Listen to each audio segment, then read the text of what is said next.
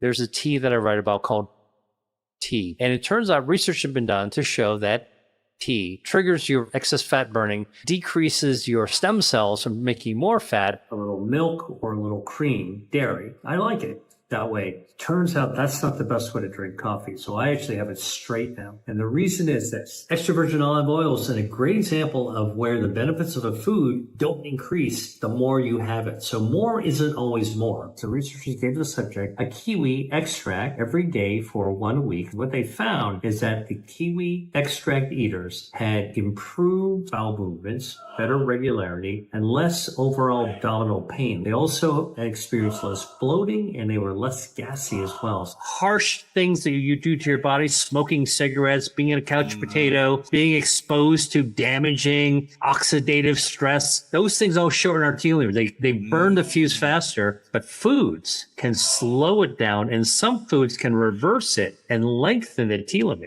What are those top 3 foods? Oh, you're speaking my language now. Okay. So dark chocolate. Yeah. Can you eat too much dark chocolate? That's the question.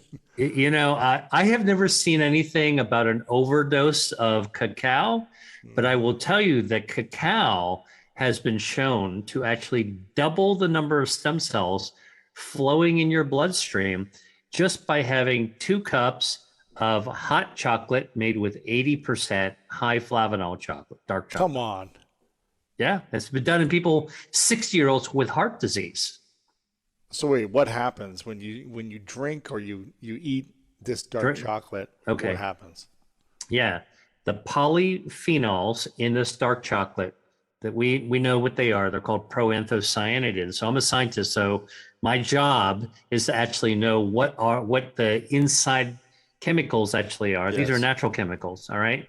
Most people don't need to know that, but you drink it and it tastes good. That's all you need to know.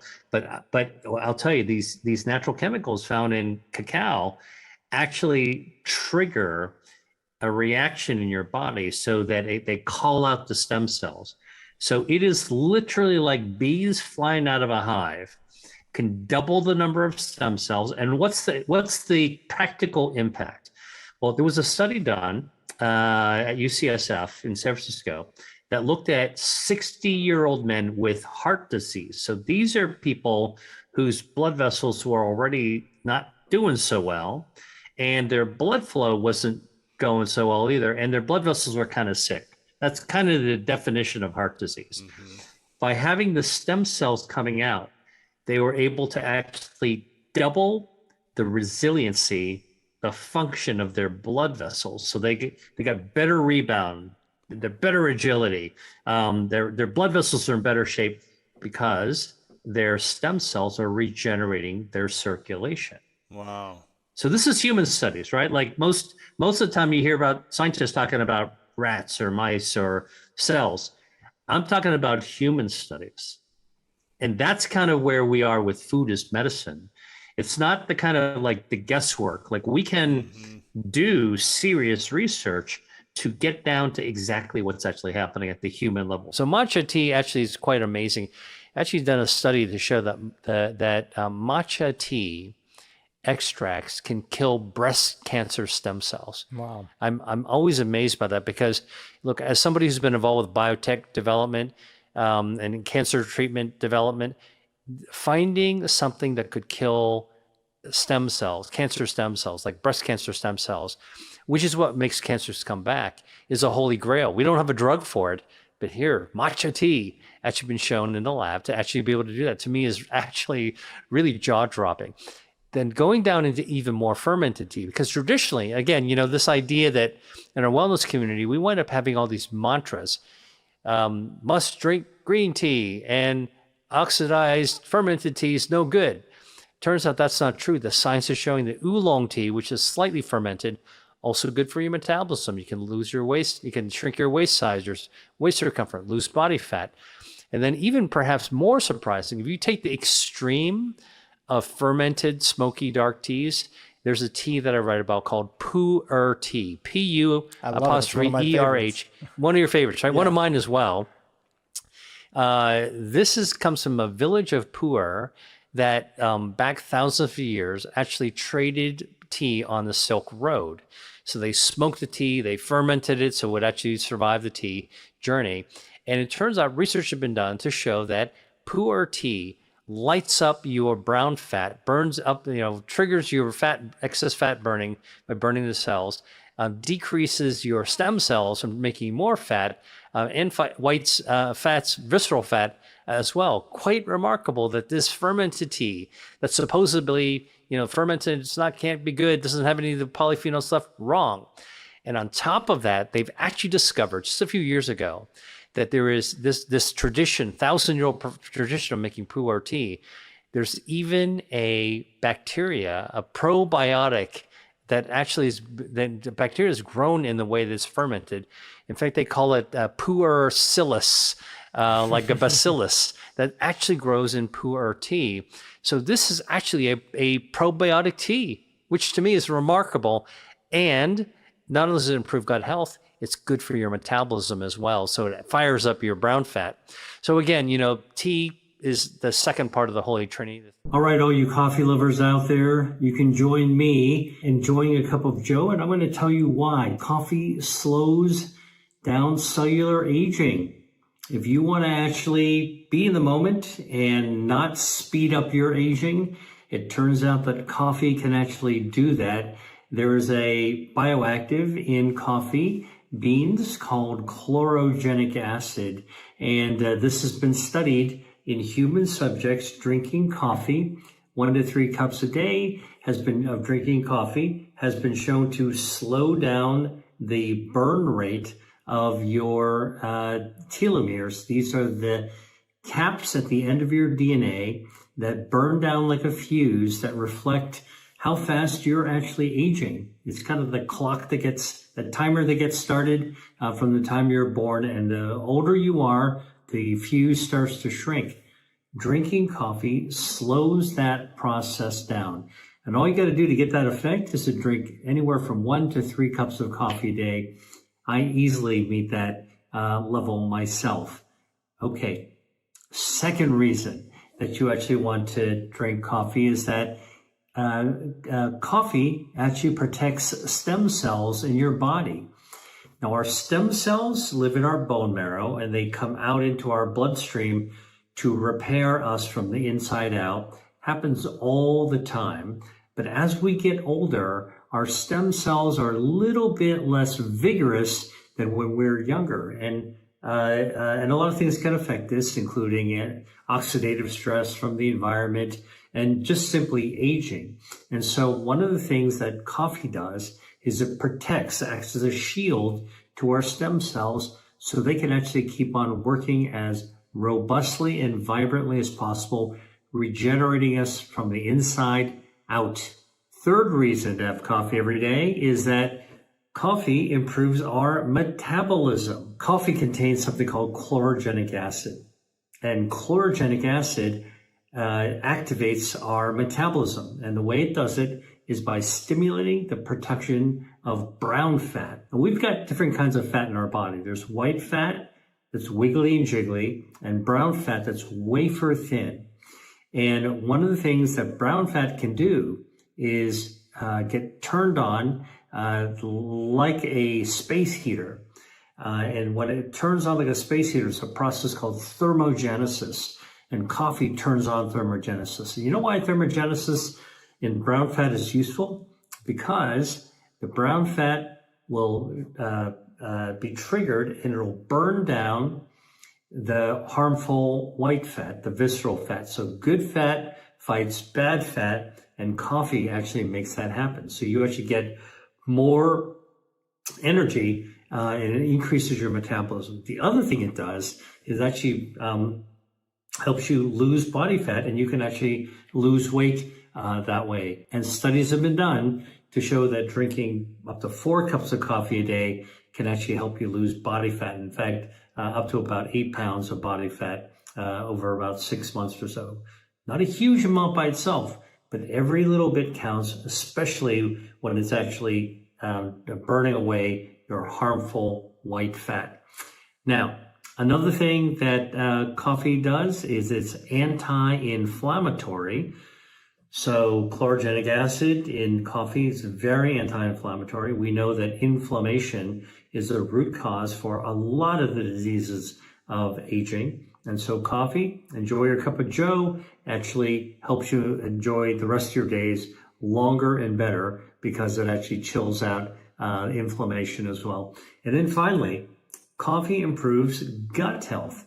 It turns out that when you drink coffee, the coffee chemicals actually get down into your gut and it protects our gut microbiome. It shifts the gut microbiome into a healthier state. So you've got better neighborhoods of gut bacteria. And as you know, better gut health is better overall health because our gut bacteria lower inflammation.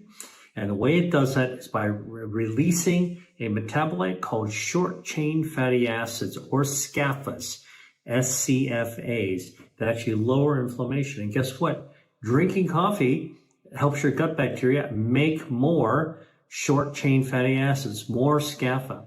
So these are all really great reasons why you would actually want to drink coffee every single day. And now I'm going to give you some pro tips.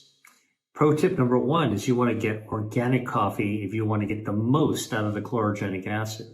And the reason is this: coffee, like other plants, actually produce bioactives like chlorogenic acid in response to insects that are in its natural environment, right? So what do bugs in the natural environment do? They nibble on the leaves and the stems, and the coffee plant makes chlorogenic acid as a response. It's kind of a wound healing response. It's trying to heal itself when those insects are nibbling on it. Now, what do you think happens when you actually spray pesticides on the coffee bush? The bugs aren't nibbling as much, so it makes less chlorogenic acid. So if you get organic, no pesticides, more natural bugs nibbling away at it, it's going to produce more of this healing substance, chlorogenic acid. Good for the coffee plant, even better for us when we actually drink it. So get organic coffee whenever you can. Fair trade, of course. Now, the other tip about coffee is that although for years I enjoyed my coffee with a little milk or a little cream, dairy, okay, I like it that way. Turns out that's not the best way to drink coffee. So I actually have it straight now. And the reason is this: the chlorogenic acid in coffee floats around in tiny little molecules in the coffee. But when you put dairy in it, dairy's made of dairy fat, and those little fat particles form soap bubbles that trap the chlorogenic acid. All right. So now you drink the coffee that you have some cream or milk in it, and guess what?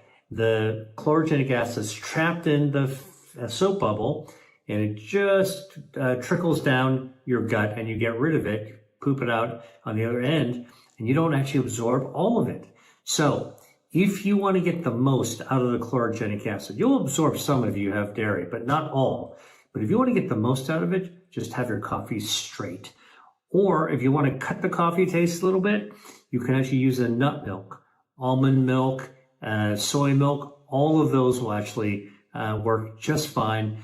They don't actually form those little soap bubbles that we're talking about. Okay, now the last little tip I'll tell you about coffee is something that surprised me, because when I was in medical school and I drank tons of coffee just to stay awake, all right, one of the things that we always were taught, or I thought it was true, was that coffee, if you drink a lot of coffee, it's a diuretic and it causes you to go to the bathroom, and you can actually get urinate, you can actually get dehydrated if you drink a lot of coffee. Well, guess what? Clinical studies have been done and it showed that if you drink moderate amounts of coffee, 3 to 4 cups of coffee a day, it doesn't actually cause you to be any more dehydrated than if you just drank water. All right. So coffee does not dehydrate you. Coffee actually does all these great things. So let's recap. Coffee slows down cellular aging. Coffee stimulates your stem cells. Coffee improves your metabolism by burning down harmful body fat, and you actually lose some weight along the way. And coffee is anti-inflammatory, and coffee improves gut health. All right, all these benefits from coffee, one of my favorite beverages. I drink it in the morning as a pick me up. All right, I do think that caffeine is really good. And if you're sensitive to caffeine, you can try to get decaffeinated coffee. All right, that will be fine. It still has chlorogenic acid, but just know that the decaffeination process removes a lot of the caffeine, not all, a lot, but it also removes some of the other bioactives as well. But some people are sensitive, and it's just fine. If you want to actually have that taste of coffee and get some of the benefits, decaf will actually work as well. Just not as good as the full test coffee, which is my beverage of choice. Olive oil is a delicious, healthy oil, despite what you may have heard from some people.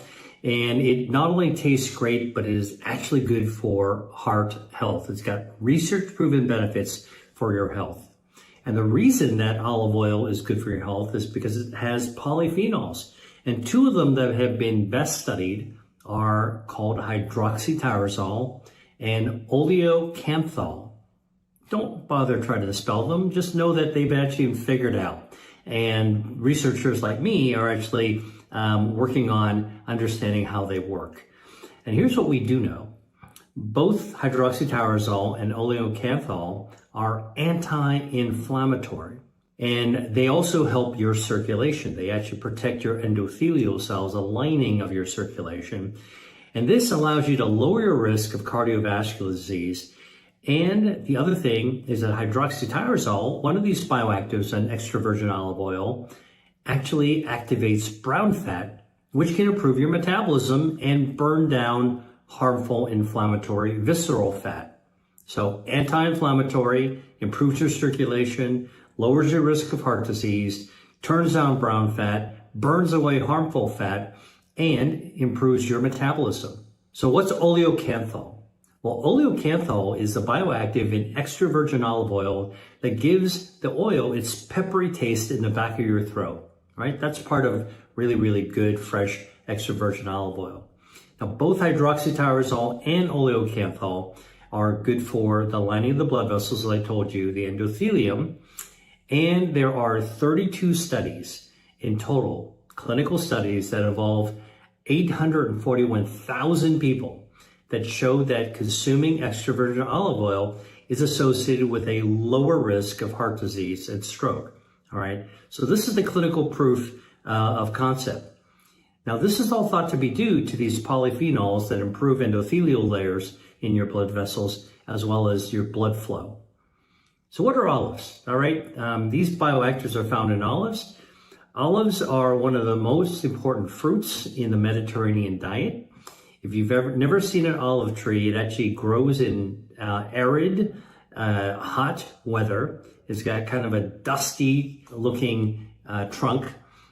Some olive trees are hundreds of years old. And the olives that actually form start off as green, and then they ripen over the course of the summer. Now, how olive oils are made is that olives, when they're ripe, are shaken off the tree, they're collected, and when they're collected, they then are crushed and spun. And so there's a big drum that will spin these crushed olives.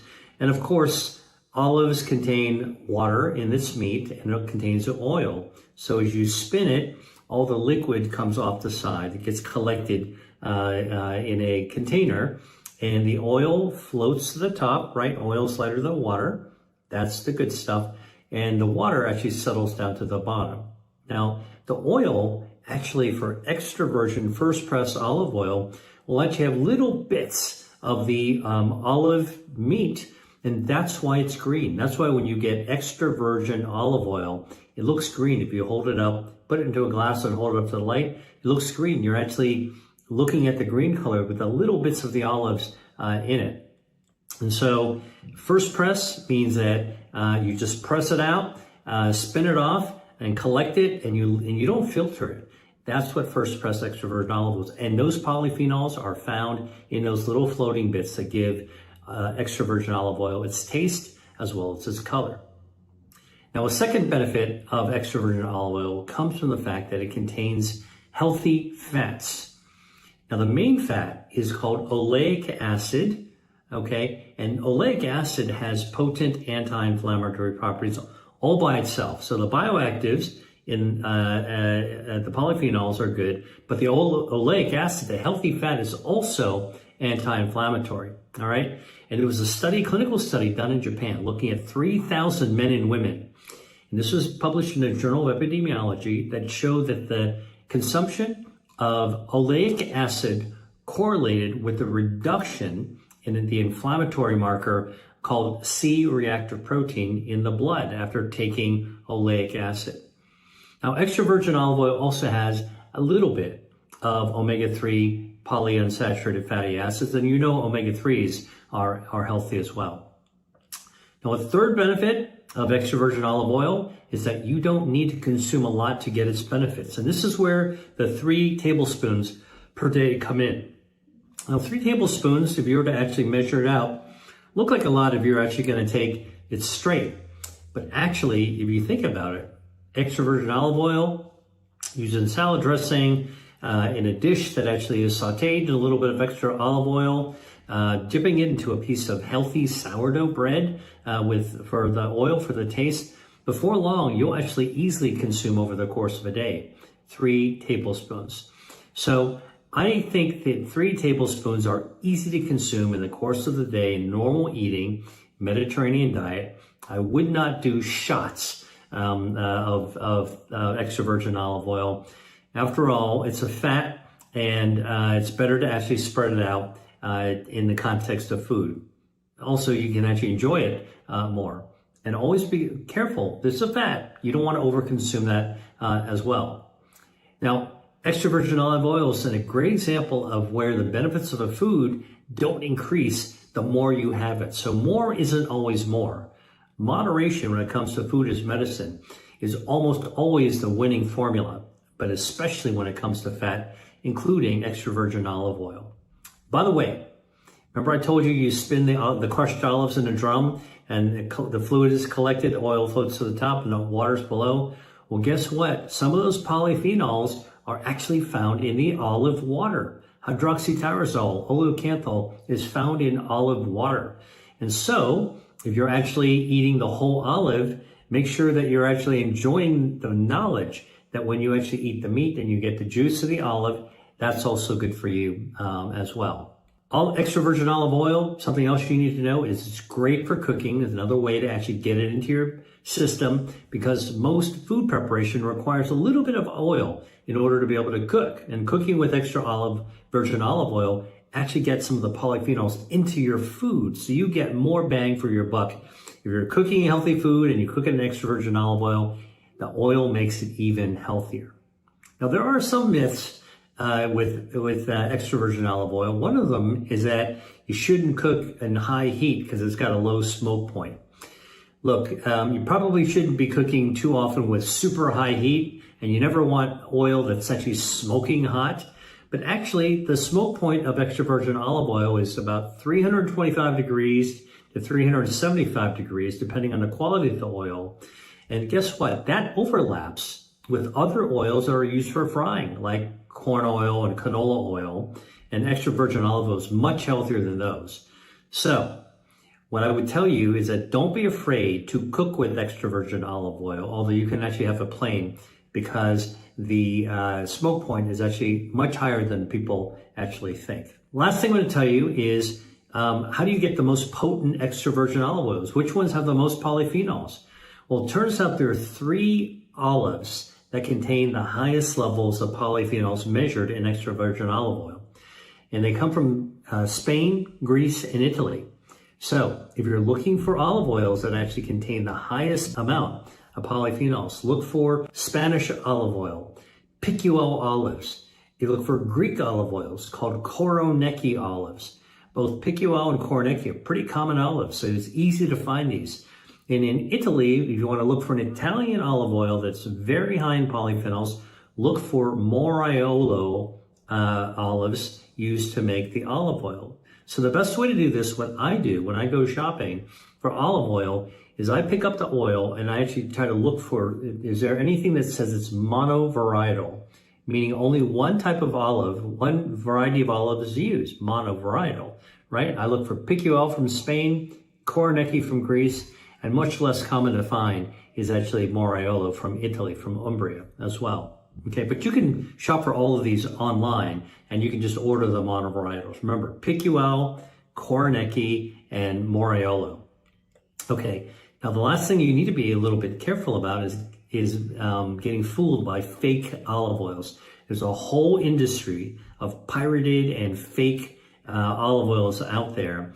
Always look on the label carefully to see if it actually gives you enough information. Some olive oils that are really genuine, they even stamp the harvest date of the olives, and those are the ones that you know are actually genuine. The ones that actually don't specify the varietals and don't specify the dates, look them up online to see if there's any reports that they might be fake. You definitely don't want to get the fake kind. And finally, when you bring home your olive oil, keep it in a cool, dark place. Bright light, sunlight actually degrades the polyphenols, degrades the olive oil, and makes it go bad faster. So dark bottle, dark place, cool environment, that's the best way to actually store your olive oil. Chocolate is a confection, it's candy. Chocolate is actually made with cacao. Cacao is a plant-based food which contains polyphenols. The more cacao you have in the chocolate, the darker the chocolate, right? It's 70% cacao, 80% cacao, even 100% cacao. That's when you actually have a lot of the polyphenols from the cacao plant-based.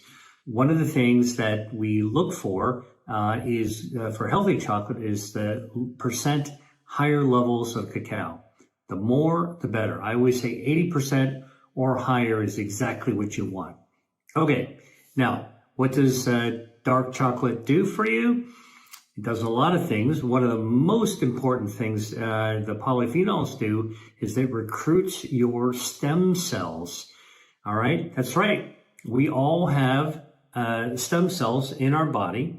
They were left over when we were growing in our mom's belly in the womb, and they formed our organs. All right. So when we were actually born, there were extra stem cells left over, about 70 million. All right. And they all got packed away, stored away in our bone marrow. So our bone marrow is the little the spongy stuff in the middle of our bone. If you ever took a chicken bone and broke it in half, you would actually see that brown stuff in the middle. That's bone marrow. That's packed with stem cells. So eating chocolate, the chocolate bioactives called proanthocyanidins actually calls out those stem cells into our bloodstream. It signals to them so they come flying out of our bone marrow like bees coming out of a hive, and they circulate around our blood. And you know what they do?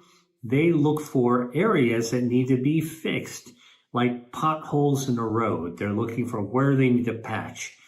And not just in your blood vessels, although that's a very important place for dark chocolate to have its activity. The proanthocyanidins, stem cells actually fix your blood vessels, but also other organs as well, right? The stem cells are going everywhere, your brain, your heart, your liver, your lungs, everywhere. So dark chocolate is actually a way of stimulating these stem cells to come on out in order to be able to do their thing. How do we know, by the way, that it actually works? Well, studies have been done where they took men who have cardiovascular disease, coronary artery disease. We know that they have ragged blood vessels, not good blood flow, and they actually can do a test called flow-mediated dilation.